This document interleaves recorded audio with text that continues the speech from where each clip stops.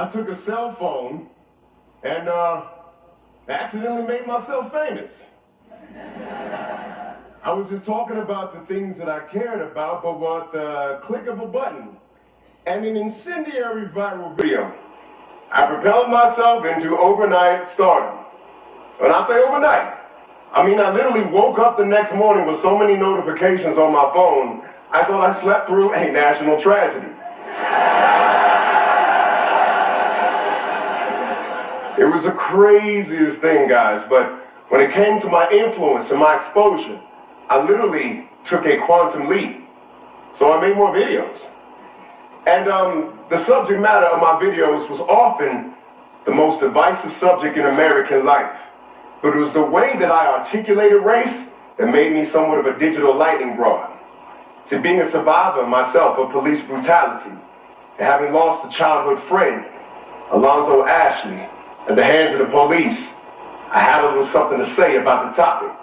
You see, this was at the height of the Black Lives Matter furor, and people seemed to be turning to me to articulate their viewpoints, and honestly, it was sort of overwhelming. You see, the internet has this interesting quality. In one way, totally brought the world together. And I remember being a kid, and all this utopian propaganda was being dumped on us about how the World Wide Web was going to span the reaches of people across the globe. But as it turns out, people are people. And this magical superhighway also took the demons of our nature and gave them Ferraris. You see, technology, y'all, is a lot like money. Just brings out what's already inside you and amplifies it. And so, I soon became familiar with the phenomenon of the internet troll. These guys seem to live beneath the bridges of said superhighway. And they also missed the memo about the enlightenment of the internet age. I remember being called highly colorful racial slurs by those who use the anonymity of the internet as a Klan hood. And some of them were pretty creative, actually, but others were pretty wounding, especially navigating the post-traumatic world of a police brutality survivor in the height of Black Lives Matter, with all of these people being killed on my timeline. To these trolls, I wasn't a human. I was an idea, an object, a caricature. Did I mention that this race stuff can be kind of divisive? You see, I'm an innately curious person. And as I drew my sword to engage in epic battles in the comment section,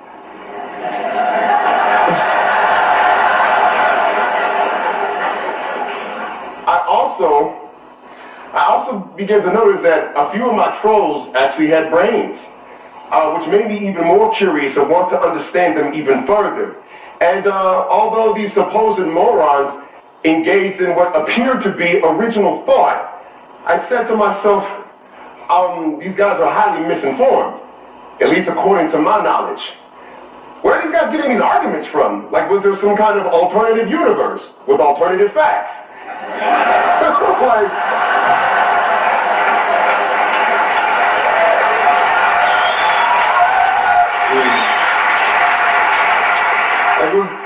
Was history and gravity optional over there? I don't know.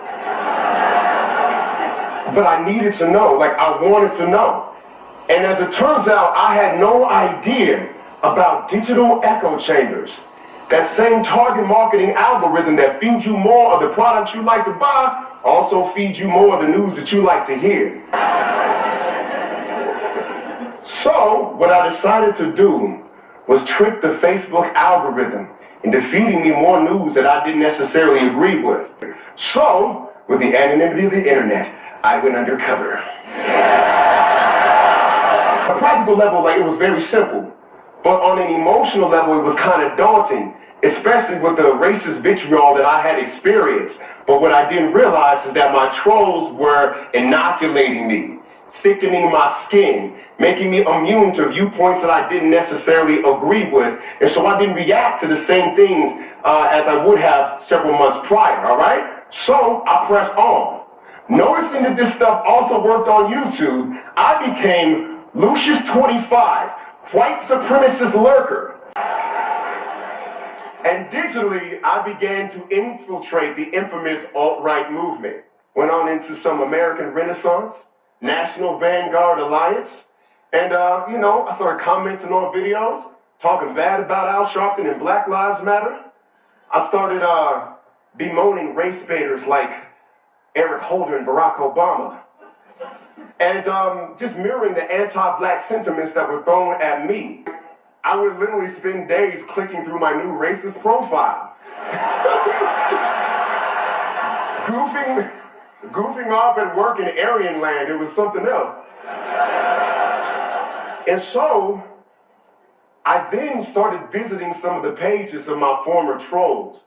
And a lot of these guys were just regular Joes, a lot of outdoorsmen, hunters, computer nerds, some of them family guys with videos of their families. I mean, for all I know, some of y'all could be in this room right now, right? All of these guys were thought leaders in their own right. But over time, the alt-right movement ended up using their information to fuel their momentum. Listen, the fact is that millennials get a lifetime of diet brand history. I mean, America seems to be hell-bent on filling its textbooks with Cliff Notes versions of its dark past. This severely decontextualizes race and the anger associated with it. And that is fertile ground for alt facts to grow. Add in the wild landscape of the internet, and it's easy to sell rebranded Mein Kampf ideas to a generation who has been failed by public schools. A lot of these ideas, easily debunked. Alt facts have that quality. However, one thing kept screaming at me through the subtext of those arguments, and that was, why should I be hated for who I cannot help but be? That was a black man in America that resonated with me. I've spent so much time defending myself against attempts to demonize me and make me apologize for who I am, trying to portray me as something that I'm not, some kind of thug or gangster or menace to society. Now, you're probably surprised by this perspective. And so was I. Never in a billion years did I think that I could have some kind of compassion for people who hated my guts. Now, mind you, not enough compassion, like want to be friends. I don't have infinite olive branches to extend to people who, would not want to see me on this planet, right? But just enough compassion to understand how they got to where they are.